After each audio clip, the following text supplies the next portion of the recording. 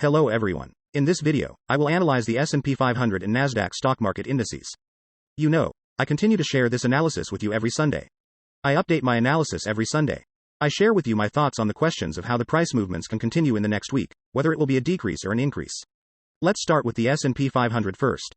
As I mentioned in last week's video, the S&P 500 reaction spiked. Our Gann fan line worked as resistance and started its downward move. I said last week that I was expecting a move like this. Those who are curious can watch the video published last week again. Now here is the bullish reaction next week. It seems likely that the reaction will rise up to the level of 4,400 and move down again. First of all, let's talk about what's going on. Government bond yields are rising. So interest rates go up. It is thought that profit rates of companies will decrease as interest rates increase. That is, companies do not have a business model suitable for high interest rates.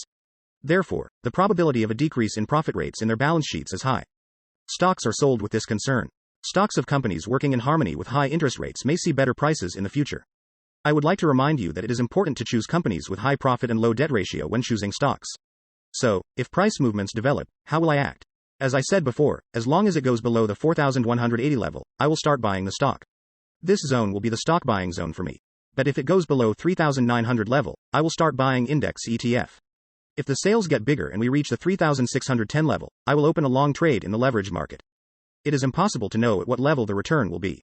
Therefore, we have to think of a buying strategy appropriate for all levels.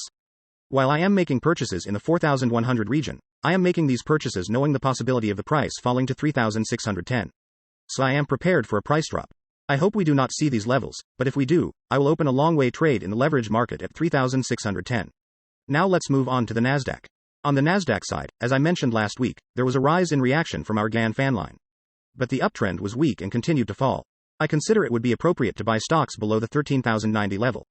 I will start buying stocks with 13,090. I see it as a high probability that the first reaction point will be this level and that it will experience an increase in the next week. We may experience an increase from the 13,000 region to the 14,000 region in the next few weeks. It seems likely to drop again later. The market may give us the opportunity to buy again at 13,000.